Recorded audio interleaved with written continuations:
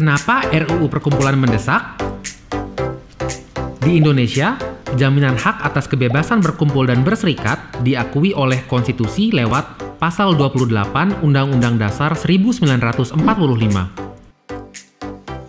Cara menggunakan hak kebebasan berkumpul dan berserikat perlu diatur dengan undang-undang untuk menjamin perlindungan hak asasi manusia dan penciptaan lingkungan yang kondusif bagi setiap warga negara yang ingin mendirikan suatu organisasi. Pengaturan tentang organisasi dalam bentuk perkumpulan yang berlaku saat ini yaitu Statsblad 1870 nomor 64 tentang perkumpulan-perkumpulan berbadan hukum, serta Statsblad 1939 nomor 570 tentang perkumpulan Indonesia sudah tidak sesuai lagi dengan perkembangan zaman.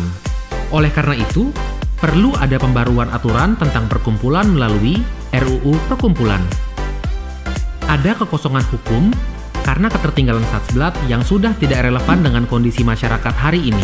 Contohnya, keanggotaan perkumpulan bervariasi, ukuran atau jumlah anggota perkumpulan beragam, keberadaan perkumpulan yang tidak berbadan hukum tetap harus dilindungi oleh negara, beragamnya penamaan yang memiliki arti sama dengan perkumpulan, ruang lingkup yang jelas agar relevan dengan kondisi saat ini, definisi perkumpulan yang belum diatur secara jelas dan tegas, perkumpulan berbadan hukum diperbolehkan mengikuti pengadaan barang atau jasa secara swakelola tipe 3.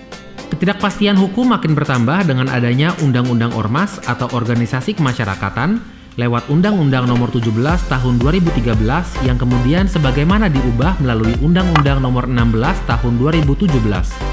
Undang-Undang Ormas menjadi payung hukum dari seluruh bentuk organisasi di sektor sosial, termasuk perkumpulan dan juga yayasan, di bawah Kementerian Dalam Negeri, yaitu Direktorat Jenderal Politik dan Pemerintah Umum, selama ini dikenal Kesatuan Bangsa dan Politik atau Kesbangpol. Pengaturan mengenai perkumpulan seharusnya terpisah dari Undang-Undang Ormas, karena memiliki karakteristik yang berbeda. Masalah di Undang-Undang Ormas.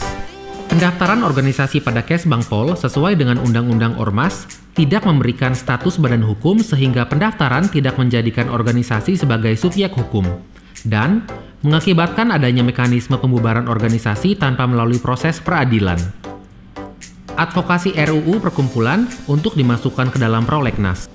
Sebelumnya, DPR dan pemerintah telah menyepakati RUU Perkumpulan masuk dalam program legislasi nasional atau prolegnas 2015-2019.